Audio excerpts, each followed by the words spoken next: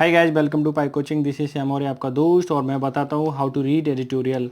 मैं एडिटोरियल को एक्सप्लेन करता हूँ, एक एक वर्ड एक्सप्लेन करता हूँ। अगर आपकी इंग्लिश कमज़ोर है, आपको समझ नहीं आती, आपकी बुकैब नहीं समझ आती, बुकैब आपको बड़े बड़े सेंटेंस स्ट्रक्चर समझ नहीं आते पेपर के, खासकर एडिटोरियल के, तो वो मैं एक्सप्लेन करता हूँ। आपको ट्रिक बताता हूँ कि हाउ टू अंडरस्टैंड द जो लॉन्ग लॉन्ग सेंटेंस होते हैं उनको कैसे समझें आप। मैं वो सारी सारी चीज़ें एक्सप्लेन करता हूँ। उसके लिए करना क्या है, आपको चैनल को सब्सक्राइब करना है, और पीडीएफ चाहिए तो उसके लिए आपको जाना है लिंक पर। लिंक नीचे मैं प्रोवाइड करा दूंगा, वो जाके आप वहाँ पे फॉलो करें टेलीग्राम चैनल को, वहाँ पे बहुत सारी पीडीएफ मिल जाएंगी। दूसरा है कि आप मुझे अनअकैडमी में फॉलो करें, वहाँ पे डालना है श्याम मौर्य, और वहाँ पे आपको जैसे ही आप डालेंगे तो वहाँ पे मिलने वाला 10% डिस्काउंट, नीचे लिंक दे ही दूंगा मैं। दूसरा, वहाँ पे इंग्लिश के बहुत सारे लेसन हैं, वो आपके लिए एग्जाम के लिए बहुत ज़्यादा हेल्पफुल होने वाले हैं। क्लियर? Then let's start. भाई करते हैं भाई, आज की शुभ मुहूर्त क्या है। फर्स्ट टाइटल इसका देखते हैं। देखें, ये कुछ लाइन ड्रॉ हो गई। देखें, टाइम आफ्टर टाइम, मतलब एक समय के बाद दूसरा समय, मतलब समय के बाद समय आता रहता है, चेंज होता रहा है, उसको इंडिकेट कर रहा है ये। समय के बाद समय होता क्या है वो बताना चाहता है ये। द आरबीआई माइट हैव पहले ही कर चुका है, ठीक है। ये पास्ट के लिए इंडिकेट करता है। ये मुडाल है, मुडाल मतलब संभावना के लिए। हैव जानती हो, ये पास्ट के लिए इंडिकेट करता है। टाइम प्ले आउट का मतलब होता है कि जो कोई भी काम करना है वो टिल एंड तक करना है, पूरा का पूरा फिनिश करना है। अब देखो हैव लग गया तो वर्ब की थर्ड फॉर्म तो आनी है, तो थर्ड फॉर्म आ गई। It's hand for now with the latest repo rate cut, मतलब ये जो है आरबीआई ने जो अभी लेटेस्ट रेपो रेट थी उसको कट कर दिया है, मतलब उसको रेपो रेट में घटोती कर दी है, ठीक है, उसको रेट कम कर दिया है। क्लियर हो गया? तो आई होप ये तो समझ आ ही गया होगा। अब आगे देखें डिटेल में। The RBI has once again, RBI ने एक बार फिर से स्टेप अप, मतलब इंक्रीज किया, बढ़ाना, आगे बढ़ना, to the plate at the right time with the measures that will reduce the cost of capital and ease the financial burden on business due to extended lockdown। Clear? अब देखें इसकी हिंदी पूरे देख लें।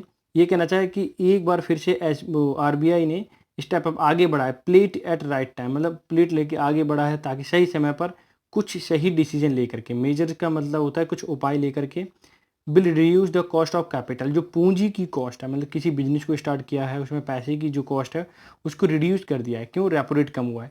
ईज फाइनेंशियल बर्डन, जो ease का मतलब सरल कर दिया है, फाइनेंशियल बर्डन को थोड़ा कम कर दिया है businesses due to extend lockdown, क्योंकि जो लॉकडाउन को एक्सटेंड किया गया उस वजह से आरबीआई ने रेपो रेट को कट करके, ठीक है, जो बिजनेस पे बर्डन था उसको क्या किया, ईज किया, ठीक है। रिड्यूस कॉस्ट ऑफ कैपिटल को भी कम किया है।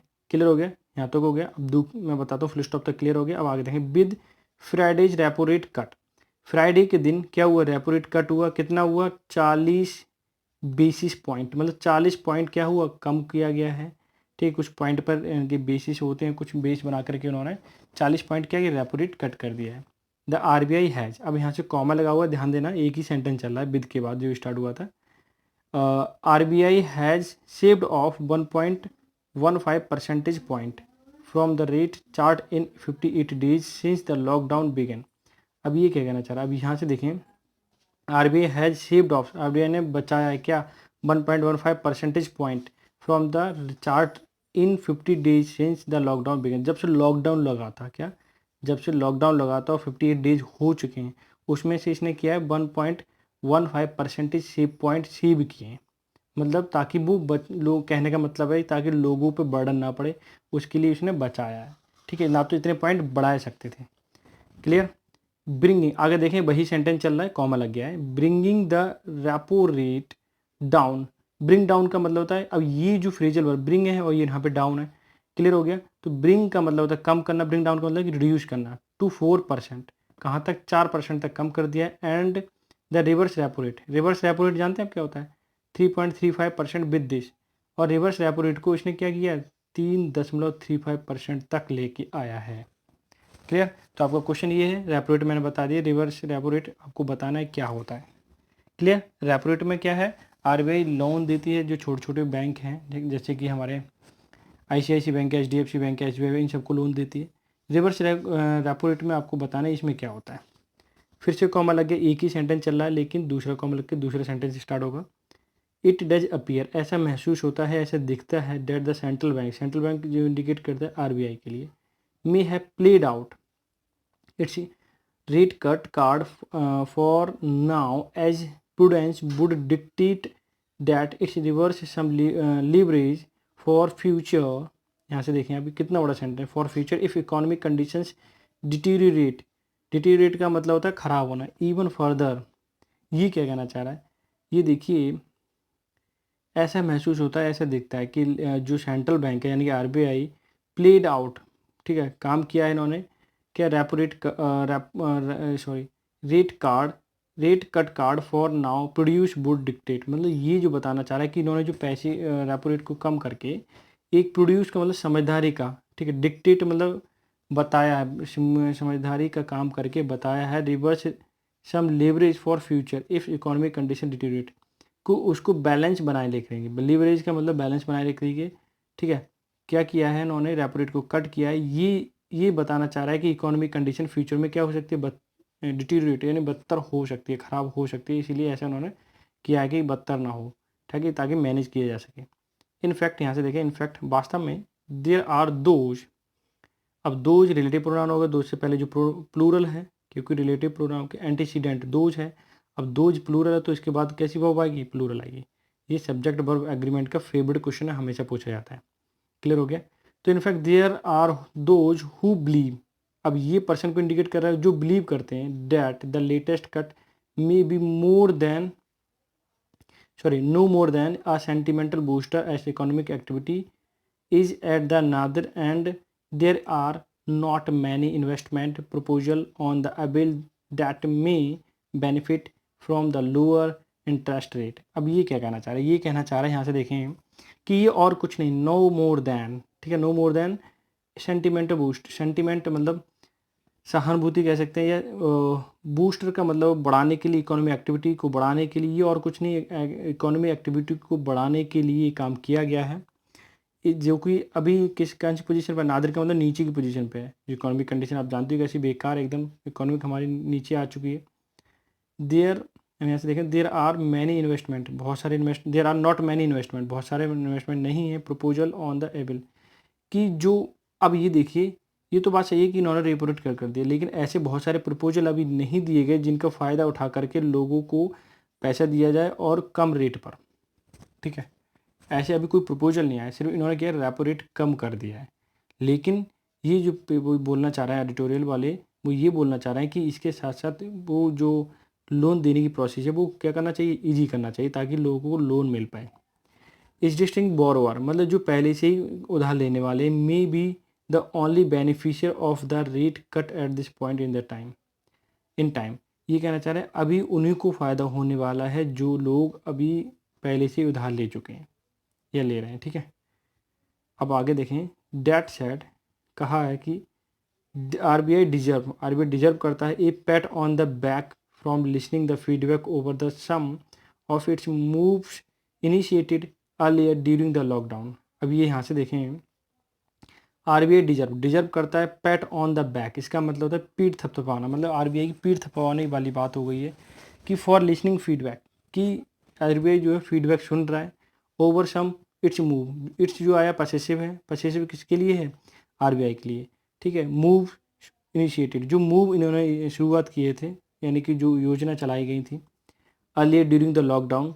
तो ये बहुत अच्छी बात है कि भाई इन्होंने रेपो रेट कम किया, ये मूव है इनका, ये बहुत अच्छा है, ताकि क्योंकि ये इस बेसिस पे आया है लोगों की बातें सुन करके, लोगों ने जो फीडबैक दिए, इसलिए जो रेपो रेट है वो कम किया गया है। क्लियर। 10 मतलब इस प्रकार कॉमा लग चुका है। आगे देखें, the extension of the payment मतलब पेमेंट को बढ़ाया गया है। मोरेटोरियम जब मतलब पेमेंट जो है अभी ना देकर बात को देना, that is called moratorium on the loan is the welcome measures. एक जैसे कि अभी मोरेटोरियम है जिसमें लोन की जो इंस्टॉलमेंट होती है वो पे नहीं की जाए, मतलब मैसेज कर लीजिए फिर आप बाद को पे कर सकते हैं, 3 महीने का मोरेटोरियम लगा हुआ था। तो ये बहुत ही सराहने वाली बात थी, ठीक है, वेलकम किया गया, लोगों ने वेलकम किया इस बात के लिए, क्योंकि भाई काम चल नहीं रहा है, जॉब है नहीं, तो फिर लोन की किस्त देना या इंस्टॉलमेंट देना बड़ी डिफ़िकल्ट काम हो जाता है। ए लार्ज प्रोपोर्शन बहुत मतलब एक बड़ा हिस्सा ऑफ द कॉमर्शियल बोरोवर जो कॉमर्शियल बिजनेस लेवल पर उधार लेते हैं, हैव अवेल्ड देमसेल्फ, अवेल्ड को मतलब लाभ उठाना, ठीक है, themselves from the moratorium, but retail borrower have not taken to it a big way। कि जो बड़े लेवल पे उधार ले रहे हैं उनके लिए तो बेनिफिट है, लेकिन अब उतना जो छोटे लेवल पे उधार लेते हैं उनके लिए इतना बेनिफिट अभी भी नहीं है। क्लियर। अब आगे देखें, येट गोइंग फॉरवर्ड, अगर हम आगे जाएं, there may be more opting for, बहुत से लोगों ने इसे चुना है मोरेटोरियम को, given that extended lockdown has left many have left many a business in the shambles and salaries have either not been paid or are being disbursed with delays। अब ये क्या है, ये कह रहा है मोरेटोरियम को बहुत लोगों से चुरा है, लेकिन इस लॉकडाउन में बहुत सारे बिजनेस कैसे सैम्बल्स हो गए। सैम्बल्स का मतलब होता है कि मतलब बेकार से हो गए, सैम्बल चल तो रहा है बिजनेस, मतलब बहुत उस हिसाब से नहीं चल रहा है कि बूस्ट नहीं हो रहा बिजनेस, लोगों की सैलरी नहीं मिल पा रही, पेड नहीं की जा रही। ठीक है, ये पैसे में बनाओ आर बीइंग डिसबर्स्ड, मतलब उनको दोबारा पे, डिसबर्स का मतलब दोबारा पे करना, किसी भी चीज़ को पे नहीं किया है, विद डिलेज, पे किया जा रहा है, बहुत डिले के साथ किया जा रहा है। ठीक है, तो ये प्रॉब्लम आ चुकी है क्या, लॉकडाउन के दौरान।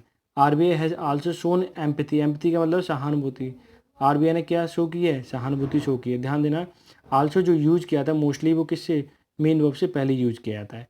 एम्पैथी अलाउइंग अकोमोलेटेड मतलब इकट्ठा किया हुआ interest on working capital loan to be converted into a term loan payable by the end of the fiscal, मतलब इस जो फिस्कल के दौरान की अकोमोलेटेड किया हुआ जो इंटरेस्ट है, मतलब जो अब उसे धीरे धीरे बाद को पे किया जा सकता है किसी इंस्टॉलमेंट के द्वारा। क्लियर हो गया।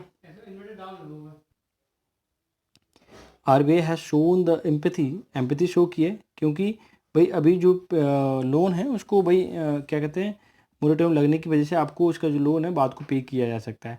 ठीक है, तो अब मैं आगे बताता हूँ यहाँ से, borrower would otherwise have been faced the daunting prospect of paying up their interest dues in the short of the end of the moratorium period। ये क्या कहना चाह रहा है, ये कहना चाह रहा है कि बोरोवर वुड अदरवाइज क्या करते, वो फेस करते, डॉन्टिंग का मतलब भयावह कंडीशन। ठीक है, prospect paying up their interest due जो मतलब पे करना है उनको। ठीक है, वन शॉट में एक ही बार में पे करना उनको बहुत ज़्यादा दिक्कत आ जाती है मोरेटोरियम के बाद, क्योंकि 3 महीने का मोरेटोरियम लगा है तो 3 महीने का इंटरेस्ट बाद को पे करना पड़ेगा उन्हें। ठीक है, तो इस वजह से जो बोरोवर है उनके लिए क्या हो जाएगी, एक कंडीशन ख़राब होने वाली सिचुएशन आ सकती है। The extended period given may how ever still not be enough as it will offer borrower only about 7 months from the end of the moratorium period during the will have the crank up their business and services their loan। अभी यहाँ से देखें, extended period जो अभी दिया गया है will have not enough, ठीक है, उनके लिए ज़्यादा ज़रूरी नहीं कि पर्याप्त हो। It will borrow offer borrowers only about 7 months, ठीक है, उन्हें केवल 7 महीने दिए जाएंगे from the end of the moratorium, जब मोरेटोरियम ख़त्म होगा उसके बाद 7 महीने दिए जाएंगे ताकि उनको ये क्या है जो इंटरेस्ट है वो पे करें। ठीक है, पीरियड ड्यूरिंग विच दे, अब यहाँ से देखें एंड द मोरेटोरियम ये लिखें during which they have to crank up their businesses, जो बिजनेस में क्रैंक आए मतलब थोड़ा थोड़ा लड़खड़ा के जो बिजनेस चल रहा है, ठीक है, उसके बाद ये पे करना उनके लिए एक डिफिकल्ट काम हो सकता है। सर्विसेज एंड लोन, जो लोन की सर्विस है उसको पे करना, मतलब लोन पे करना ये एक डिफिकल्ट काम हो सकता है मोरेटोरियम के बाद भी। The RBI could have put off accumulated interest pre payment in 1 year, ये हो सकता है कि आरबीआई उसको कर दे क्या, एक 7 महीने की जगह 1 साल का कर दे। इट माइट बी बेल, ये अच्छा हो सकता है। Find itself is situation where forced offer another extension in the new few months. ये देखो, अगर ये ऐसा होता है कि भाई एक्सटेंड और भी कर दिया तो वेल एंड गुड, ठीक है, मोरेटोरियम के बाद, but where it forced offer another extension, ये हो सकता है फिर लोग ये कहेंगे भाई इसे थोड़ा सा और बढ़ाइए, मोरेटोरियम के बाद जो पेमेंट का टाइम दिया जाता है वो थोड़ा सा और बढ़ाया जाए। ठीक है, फ्यू मंथ्स और बढ़ा दिए, मतलब कुछ महीने और बढ़ा दिए। यहाँ से देखें, the increase in group exposure limit for bank 30 from 25% will help large corporate borrower who may find themselves handicapped in the raising fund from the market now। अब यहाँ से देखें, increase group exposure limit, bank ने जो 25% से limit जो उनकी 30% कर दी गई, ये डेफिनेटली जो लार्ज बोरोवर हैं, ठीक है, मतलब बड़े बड़े बिजनेसमैन हैं जो पैसे लेते हैं, ठीक है, उनके लिए क्या हो सकता है, अच्छा तो हो सकता है, बट वो फाइंड देमसेल्फ हैंडीकैप, वो लेकिन प्रॉब्लम फेस कर सकते हैं। हैंडीकैप का मतलब लड़खड़ाना, जानती हो, टूटे फूटे होना, इनकी जो हैंडीकैप्ड जानती है कैसे होते हैं, मतलब वो हैंडीकैप्ड क्यों है, क्योंकि उनका अभी मार्केट से पैसा नहीं उठा सकते, क्योंकि मार्केट में अभी चल ही नहीं रहा है उतना।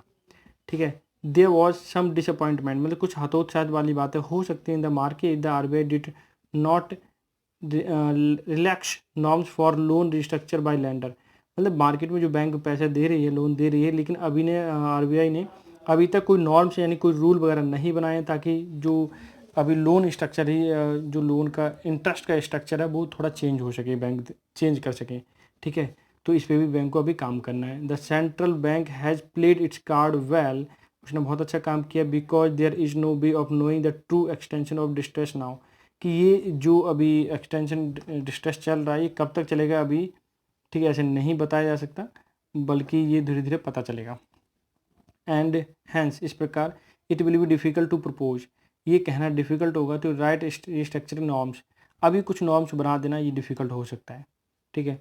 चांसेस आर डैट, ये ऐसे चांस हैं, this may well form part of the RBI next announcement, इस तरह की जो अनाउंसमेंट की बात हो रही है जैसे कि भाई उनको मॉरिटोरियम के बाद प्री पेमेंट का टाइम दिया जाए ज़्यादा दिया 7 मिनट की जगह, तो ये जो अगर ऐसा होता है तो डेफिनेटली उनके लिए बहुत फ़ायदेमंद होने वाला है और ये नेक्स्ट महीने में मिलने वाला है, हो उम्मीद कर सकते हैं, ठीक है। ये चांस है, chance are that may well form part of the RBI next announcement, next announcement part जो आरबीआई का अनाउंसमेंट है उसमें हो सकता है कि टाइम को बढ़ा दिया जाए। क्लियर, तो ये इसकी आज का एडिटोरियल था। आई होप आपने एंजॉय किया होगा, एक एक चीज़ समझ आई होगी, और नहीं समझ आई हो तो मुझे बताएं, मुझे कमेंट करें, मैं आपको बताऊँ, एक्सप्लेन करूँगा और ये आपके लिए बहुत ज़्यादा हेल्पफुल होने वाला है। तो मिलते हैं नेक्स्ट सेशन में, तब तक के बाय बाय, टेक केयर।